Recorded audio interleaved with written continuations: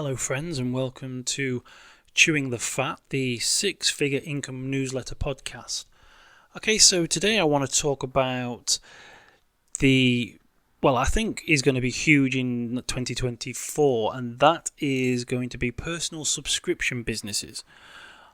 So subscription businesses are nothing new. They've been around for years. They've been around for donkey's years, really.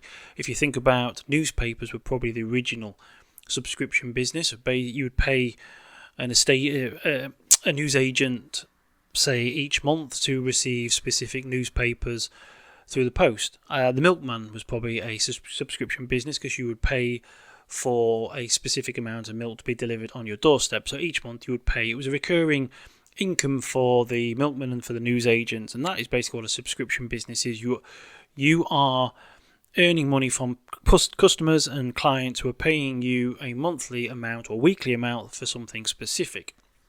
Now, as modern technology and availability of things started to grow, evolve and expand, those kind of subscription businesses have grown in number and in different styles. I mean, originally we used to have 3 TV channels in the UK, and then Sky Satellite came along. People started to pay a monthly fee to get certain TV channels through the satellite. Now we have internet-based TV streaming services. So you have Netflix, you have Amazon Prime, we have Disney Plus, we have CBS, Paramount, Acorn, Blue, BritBox. So we have all these TV channels that are basically online. Well, they're not even TV channels. They're not necessarily broadcasting live particularly, but they are delivering dramas and TV programs, all kinds of films for a set monthly fee.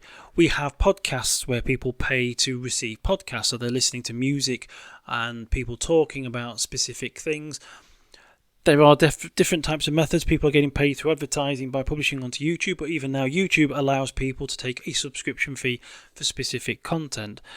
This is a changing world, and what was essentially a subscription business was a lot of the time for physical and services. So for example, like your mobile phone is a subscription because it's a contract. You are paying that each month. And you are paying each month for your broadband. So you're paying, I don't know how much you're paying for your phone or your broadband, but basically you're paying this as a monthly subscription for their services to be connected to the internet. People were paying for gyms, people were paying for gym subscriptions, and now people are paying for coffee to be delivered through the mail. We are paying for shopping, so like Amazon Prime, we're paying a monthly fee so that we can get things delivered for free. They're usually banking on the fact that you're probably not going to be having things delivered every day. Even so, it's better if you do, because they'll be making money from sales. But they are covering themselves, so they are charging a subscription fee each month, and because of what you're paying, you are getting certain benefits.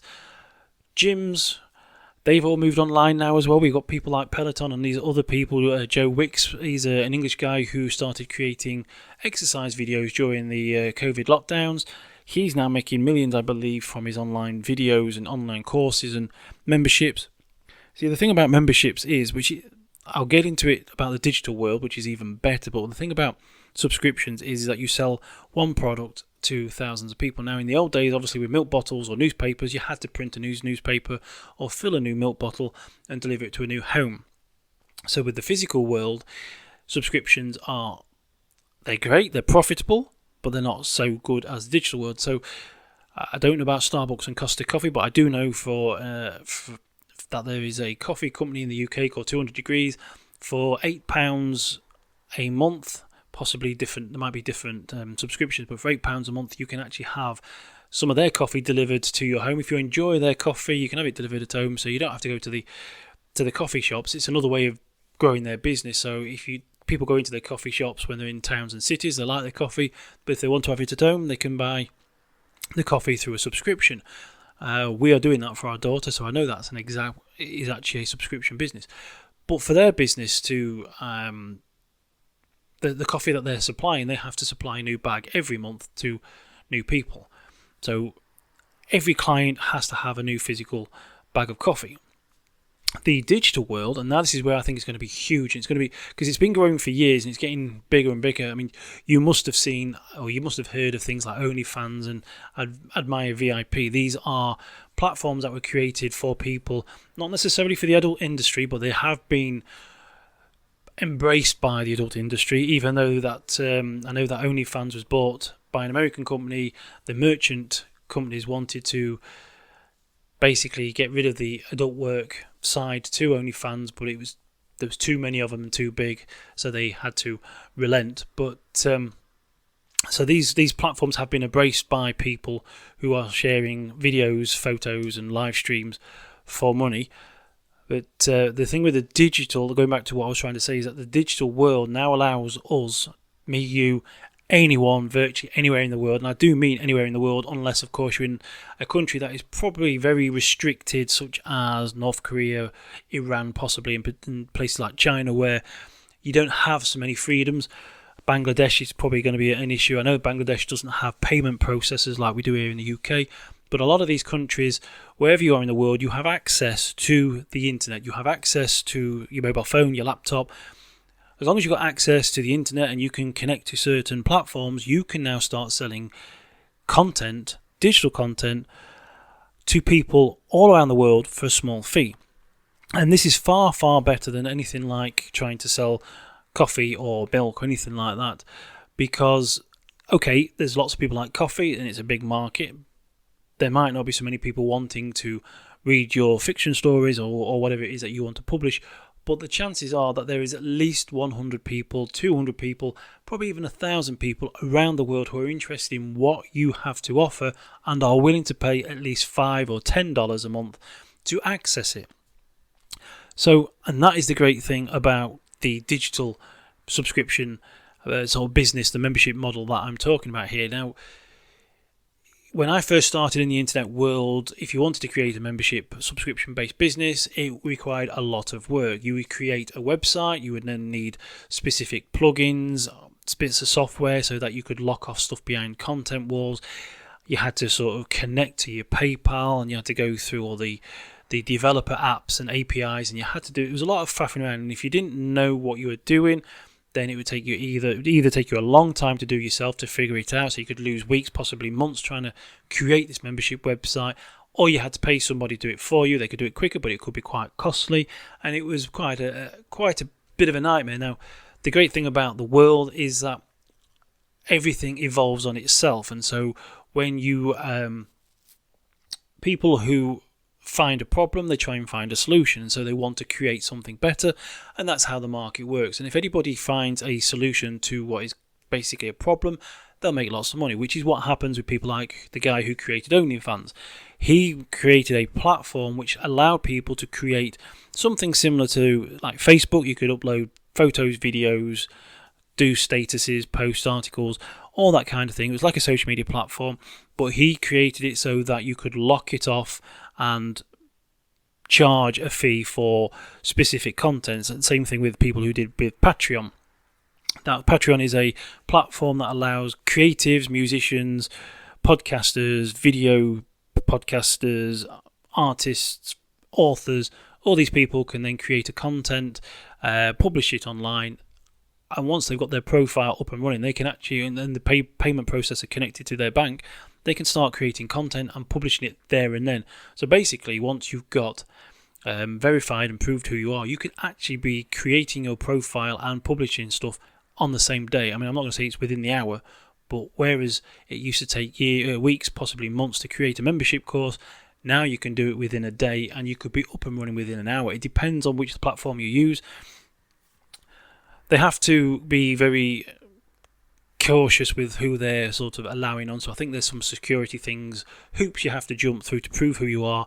But like I say, if you've got a PayPal account, which most people have, or if you've got a Stripe account, there's no creating payment buttons that you have to take the HTML or the JavaScript code and stick it onto a web page and get it all aligned and make sure that it was mobile responsive for a tablet or a phone. There's none of all this faffing around.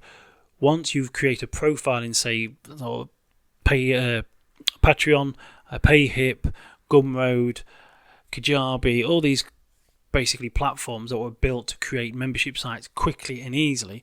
So once you create a profile and you've connected your payment processor, all you need to do then is start creating content and publishing it. And you can do it directly from your phone, because these platforms tend to have like an app now, so you can upload your content as soon as you are ready. You can start uploading it and you're ready to start making money. I'm not saying that you will make money straight away unless you've already got a large following. So let's say that you're an author, you've had a best-selling book, and you've built a bit of a following on an email list. You could then go to Patreon, you could go to Ream Stories, which is a subscription-based business for fiction writers or for authors, which is, I think, is only about 7 to 8 months old. It's not a year old already. I mean, this is January the 3rd, 2024. We've just waved goodbye to 2023, and I believe Ream Stories was created in 2023, and it's not a full year old. But this is a business for fiction authors. So let's say you want to write fiction, you go to Ream, you go to Patreon, you've got your following on your email list. You basically set it up, and then you send an email out to people, or onto Instagram or Twitter or Facebook, and you say, I've just created this. If you're interested, go and have a look. It's $5 a month, $10 a month, whatever you want to charge. You get exclusive access to my new books before they're published. You get exclusive content about certain characters. I'm going to write short stories, blah, blah, blah, blah. And then you can actually start to build a subscription business. So you could actually make money on the first day that you've created your profile if people are fans, if you've already got a fan base. If you haven't got a fan base, then basically you can start publishing stuff as soon as your profile is created, but you'll then need to find subscribers. But it can be done. Yes, there are people, I mean, Seanan McGuire is a best-selling author. She's got quite a few books published, and I believe she was on the New York bestseller list, or whatever it is. She's a best-selling author, and so she had quite a following, I believe, already.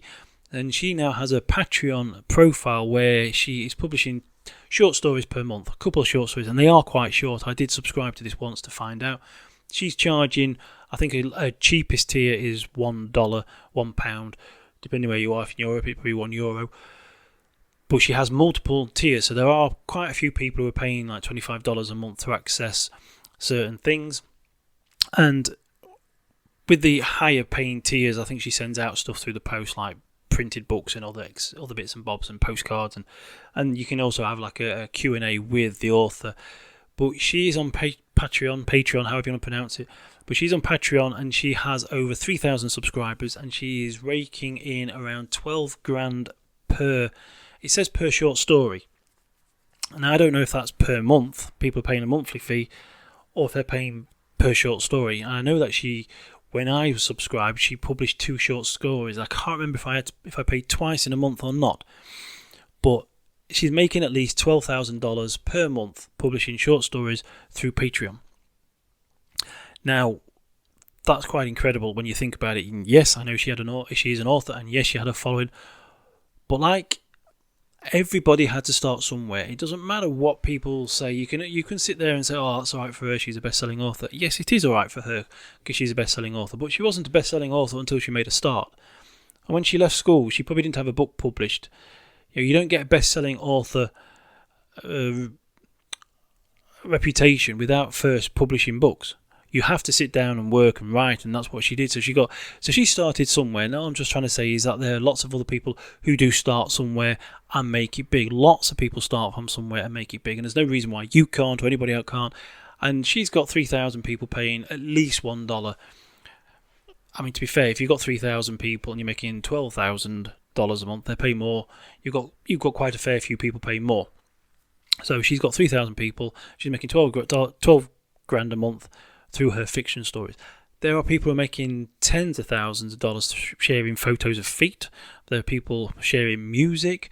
So all these things are available. The point is, what I'm trying to say is that these tools and these platforms are here today. You've got a mobile phone which has got a camera on there, which is far greater than the cameras I used to use when I was at school, back in the 90s and the late 80s. Your mobile phone is now a computer. It's a handheld device like you would see on Star Trek. You can do everything. You get yourself a tripod and a ring light. There are people broadcasting around the world or creating videos, and they've created home-based publishing businesses where they're getting paid a monthly fee for people to access their content and their publishing. It's available to everyone. I sit and write emails on a mobile phone. I have written articles while I've been sat in cars. I've written articles while I've been on planes and buses. I've written articles. I've done Facebook statuses while you've been in the bathroom.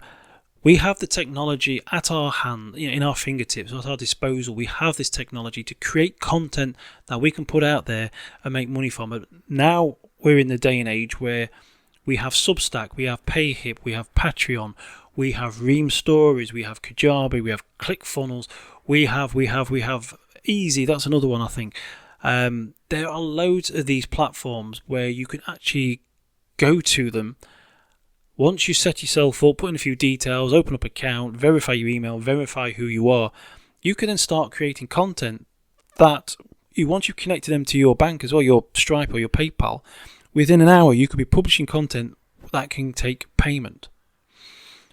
But that is incredible. That is something you could do from anywhere in the world. Like I say, if you've got internet connection, you've got a laptop, a tablet, or a smartphone, you could do this from anywhere in the world, apart from probably some of the odd dodgy countries that may not allow, or if you're out of internet range. But basically, you could fund your travel around the world with this. Again, I'm not going to say it's something that's going to be easy. I'm not saying that you will be making tens of thousands of dollars a month within the first month after starting. But I do know that everyone who does started somewhere. They all had to start somewhere at the beginning. They never had tens of thousands of followers.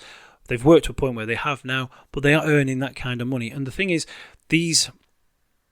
if you go to Substack was created specifically for people to create newsletters and email marketing. So with their platform, you'd create an article, an email, and as soon as you published it, it would get sent off to people who subscribe to your email.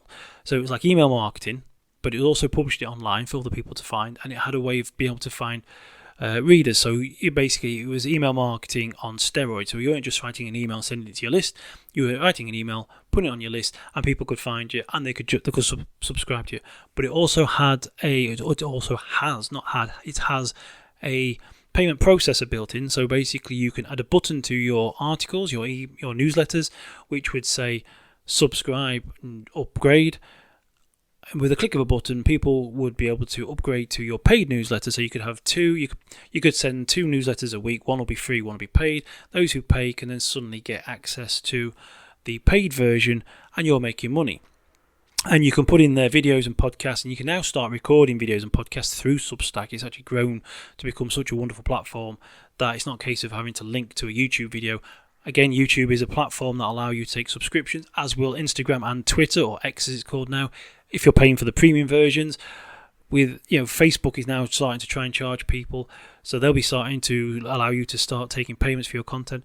All these platforms are there for you to use, for anybody to use. You can connect them today, and you can start sharing your stuff and start taking payment for the content. And that is just incredible when you think about it.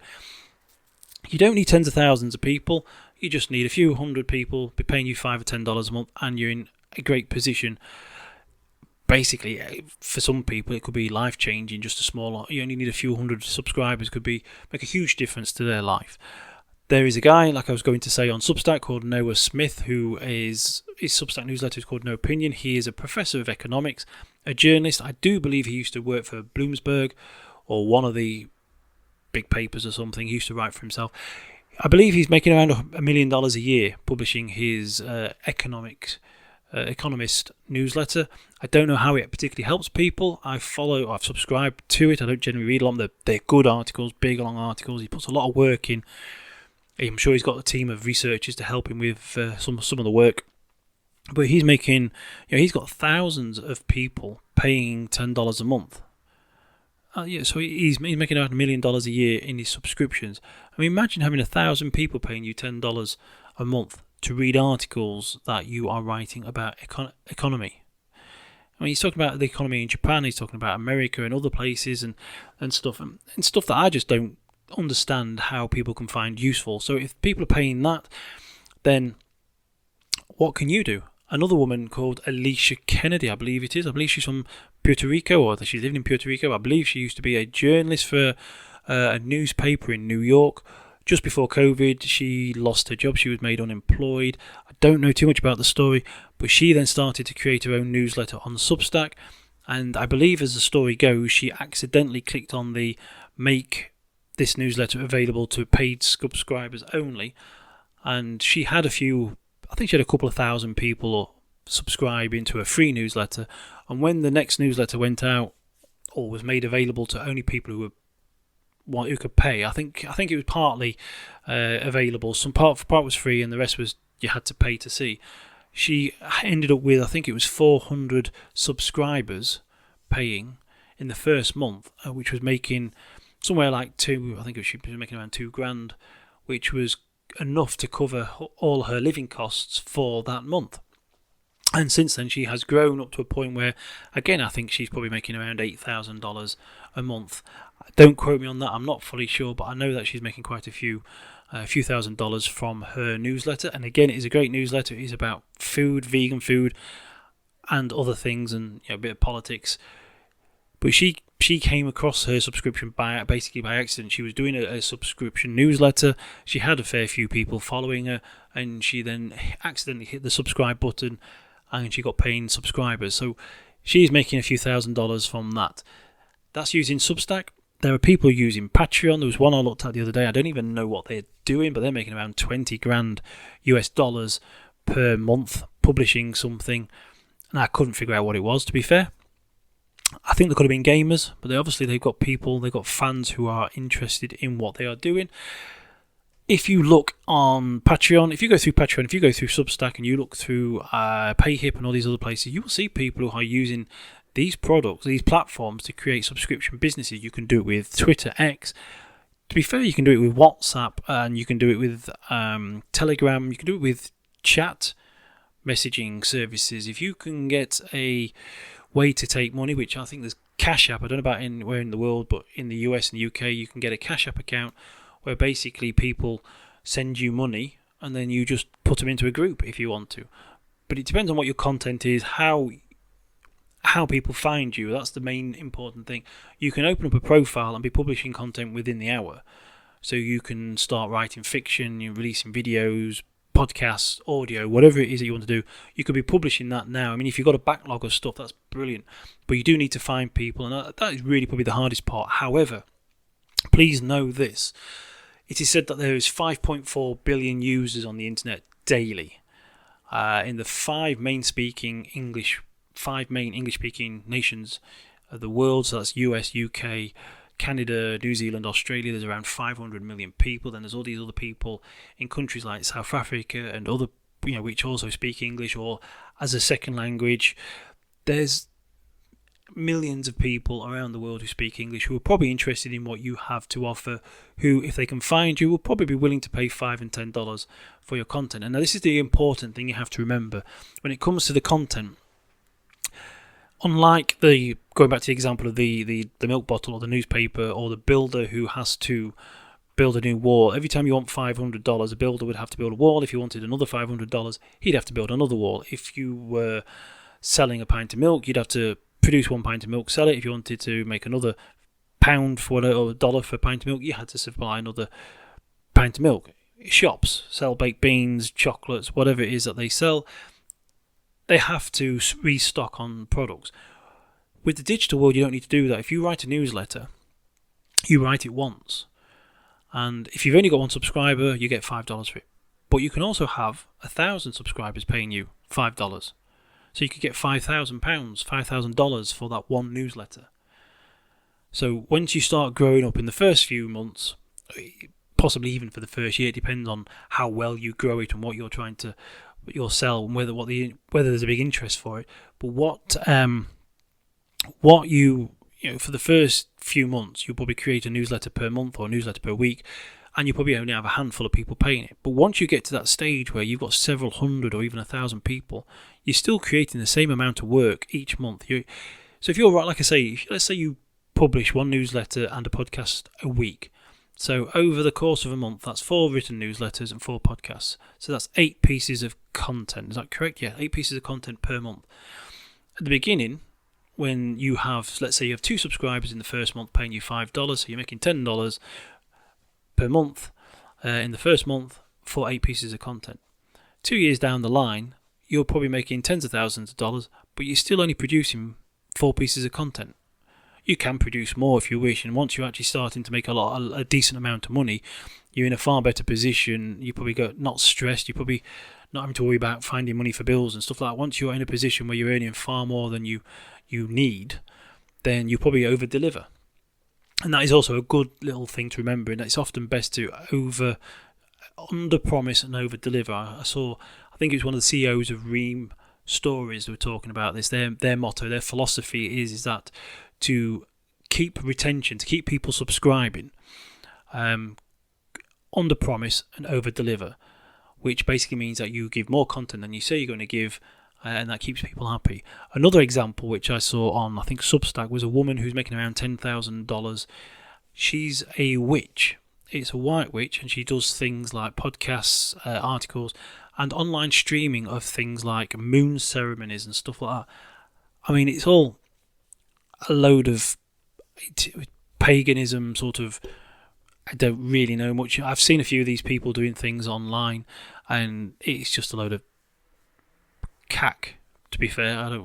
Shouldn't really put it down, but there's a lot of people who are interested in that stuff, and it really is kind of rubbish. But this woman is making 10 grand from it, and there's obviously a market there for it. People are tarot cards and all that kind of stuff. People love the idea of something else being in charge of their life, so they can't blame. So they don't have to take the blame. They don't have to take responsibility for themselves. Oh, it wasn't my fault. It was the moon. It was Mercury in retrograde or something. Or it was the tarots. It's not my fault. It was all out of my hands. It's all this, la di. So they don't take responsibility for themselves. It makes them feel comfortable knowing that they can't. It's not their fault that they're failing in life.